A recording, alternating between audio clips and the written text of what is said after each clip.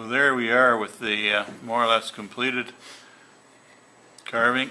We haven't did any fine details on it yet, but the main features are to make sure the brow goes in so the hairline is created, that you do have a bulbous brow here, certainly some sort of a nose, in this case a big one, and create a nice eye so that it looks relatively close on both sides, and a nostril so that he can breathe, a lip that tapers back under the nose.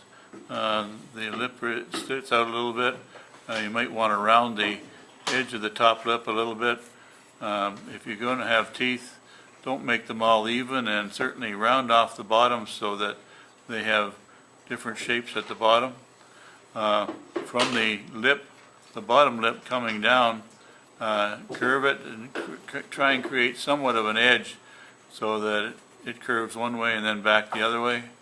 And this should be tapered a little bit differently, and maybe have it come back in more like that, so you can remove a little bit of wood in here so that it creates a little bit more of a shadow line, so that the bottom lip looks like it fits underneath the top. A chin that is just rounded. You can create a narrower chin if you want. Most chins on people are fairly tapered from the bottom of the jaw down. There's a bit of a taper, so you could take some wood out of that general area there. Finish the chin.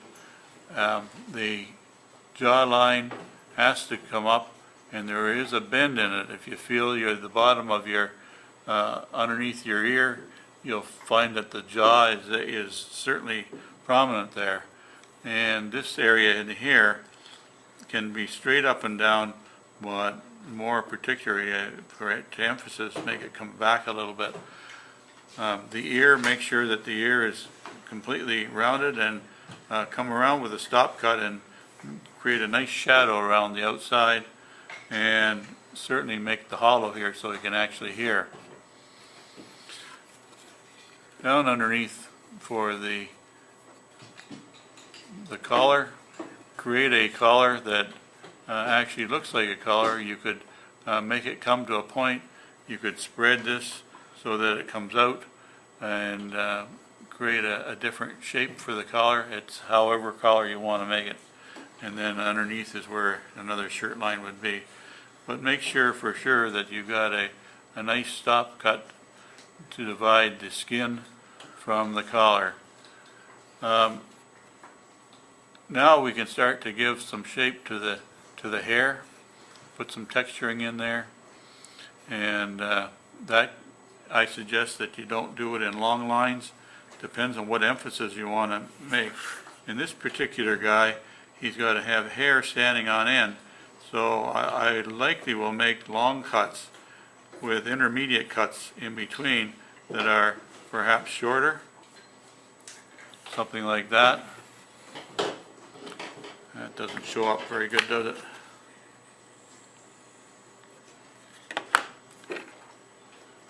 Darken those lines, maybe that'll help. So intermediate cuts and long lines, and something like that. But down here, then it'll be shorter lines, just to indicate that it's short hair. If he's got long hair, then you make longer lines. Okay, and that's done usually with a V-tool or a high-sided gouge, number 11.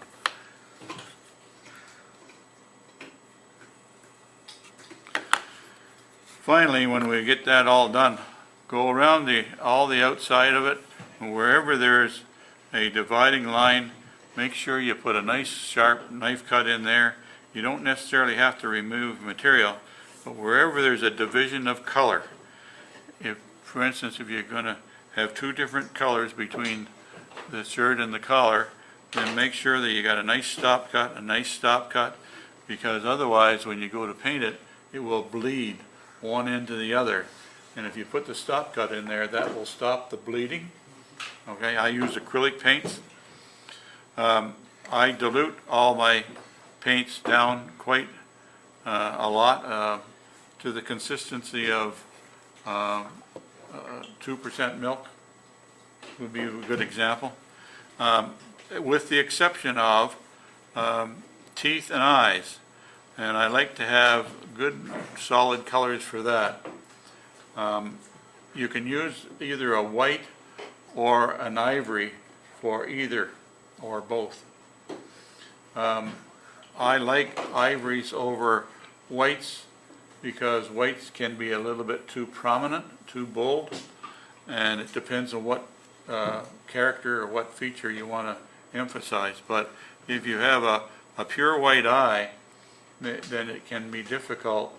It draws your attention to that, and it might take away from the rest of the carving. So it's your call, whatever you want to do. But there's no reason why you can't paint it white. And I paint right on the carving. I don't put any pre-finish on that. I just paint right on the carving. So acrylics, I use Delta Ceramcoat, but that's getting harder and harder to find anymore. So you can use acrylic of your choice. But make sure you get stop cuts. Like you've got a stop cut around your eye, good. Make sure you got a stop cut between your lip and your teeth. And when you go to paint, I use the standard Caucasian intermediate color for flesh color for the paint on the face. But I dilute it down and I put a little tinge of red and towards the end, after I get it all painted, and I wet it down so that I can put a little bit of red, and I use tomato paste red, that's the color, and just a little dab of it to highlight the red in the cheeks, on the nose, sometimes on the top of the forehead or top of the ear helps as well. Certainly a little bit redder for the lips, but don't give them lipstick, okay, don't make it too red. All right. Color of hair, after it's textured, then I paint it all one solid color. Typically it would be a dark color, and then I use one or two additional colors to overpaint it.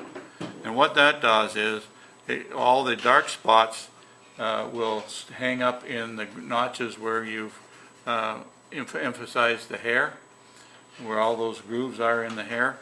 And so it gives you that two-color effect. And as an example, you can see that likely on this here, where I've got, I painted it battleship gray and then overpainted it with an ivory, which was thinned down. And you can see that it creates that two-tone effect. This guy here is two-tone effect as well. And you can see that it's, again, it's a color in the background and then a dark color overpainted.